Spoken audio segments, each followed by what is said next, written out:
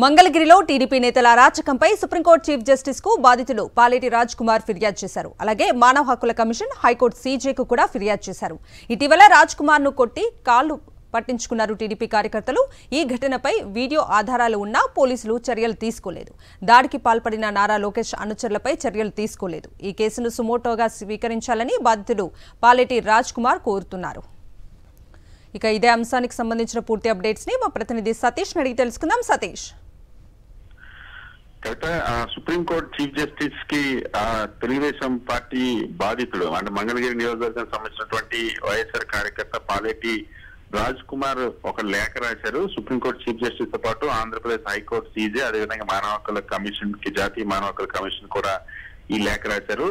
ఏదైతే తనను కొట్టి అర్ధనగ్నంగా కాళ్ళు పట్టుకుని క్షమాపణలు చెప్పించి హింసించినటువంటి తెలుగుదేశం పార్టీ నాయకుల పైన నేను 10వ తేదీన ఫిర్యాదు చేసినప్పటికీ కూడా ఆ తర్వాత నుండి కూడా కేసు ఉపసంహరించుకోమని తన పైన నిరంతరం ఒత్తిడి రావడం, చంపుతానంటూ బెదిరింపు కాల్స్ రావడం జరుగుతున్నప్పటికీ కూడా పోలీసుల దృష్టికి తీసుకెళ్లినా పోలీసులు చర్యలు తీసుకోవడం లేదు. తెలుగుదేశం పార్టీ నాయకులకు సంబంధించి లేదా బెదిరించిన వాళ్ళకి సంబంధించి చర్యలు తీసుకోవడం లేదు. నాకు ప్రాణ హాని ఉంది, నా ప్రాణాలకి రక్షణ కల్పించేలాగా, అదేవిధంగా నన్ను కొట్టినటువంటి వారిపైన, నా కుటుంబాన్ని దుర్భాషలాడినటువంటి వారిపైన చర్యలు తీసుకోవాలంటూ పాలేటి రాజ్ కుమార్ ఈ లేఖ రాశారు.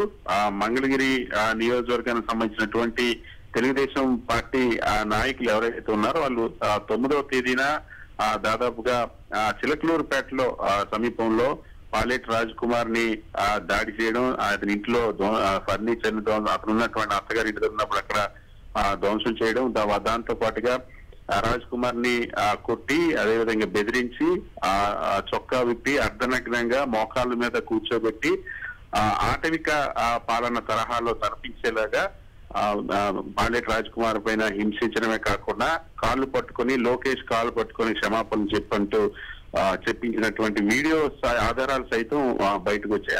ఇంత వీడియో ఆధారాలు ఉన్నప్పటికీ కూడా పోలీసులు ఫిర్యాదు చేసిన తర్వాత ఎఫ్ఐఆర్ నమోదు చేశారు కానీ చర్యలు తీసుకోవడం లేదు. ముఖ్యంగా తనను బెదిరించిన వాళ్ళపైన చంపుతానని బెదిరిస్తా ఉన్నారు. అప్పటి నుండి కూడా ఇప్పటికే ఆ కేసు ఉపసంహరించుకోమని బెదిరిస్తా ఉన్నారు, తను చంపుతామని బెదిరిస్తా ఉన్నారు. ఇటువంటి వారిపైన చర్యలు తీసుకోవాలని కోర్టు, సుప్రీంకోర్టు సిజేఐకి ఈ లేఖ రాశారు. ప్రధానంగా తనకు ప్రాణ రక్షణ కల్పించమని సిజేఐని లేఖలో కోరారు. అదేవిధంగా తనకు, తన కుటుంబానికి ముప్పు ఉంది కాబట్టి ఆ ముప్పుకి కారణం తెలుగుదేశం పార్టీ నాయకుల పైన చర్యలు తీసుకోవాలని చెప్పారు. రాష్ట్ర వ్యాప్తంగా ఇటువంటి హింసాత్మక ఘటనలు చోటు చేసుకుంటున్న ఆ ఘటనల పైన సుప్రీంకోర్టు సంబంధిత ఏజెన్సీలు ఏవైతే ఉన్నాయో విచారణ ఏజెన్సీలు ఏవైతే ఉన్నాయో వాటికి ఆదేశాలు ఇవ్వాలని ఈ లేఖలో కోరారు. ప్రధానంగా ఈ వీడియో తీవ్ర స్థాయిలో ఇప్పటికే వైరల్ అయింది. ఏ విధంగా ఎన్నికల విజయం అనంతరం తెలుగుదేశం పార్టీ నాయకులు వైఎస్ఆర్ కాంగ్రెస్ పార్టీ సానుభూతి పరుల పైన, వైఎస్ఆర్ కాంగ్రెస్ పార్టీ కార్యకర్తల పైన దాడులు చేస్తున్నారు. ఇప్పటికే గతంలో కూడా కొందరు బాధితులు సుప్రీంకోర్టు సీజేని ఆశ్రయించారు. ఇప్పుడు తాజాగా పాలేటి రాజ్ కుమార్ కూడా సుప్రీంకోర్టు సీజేకి దీని దృష్టి తీసుకెళ్లారు. ఇప్పటికే హైకోర్టులో కూడా వైఎస్ఆర్ కాంగ్రెస్ పార్టీ ఈ కేసు నమోదు చేసింది. హైకోర్టు కూడా ఈ కేసు పైన విచారణ జరుగుతోంది.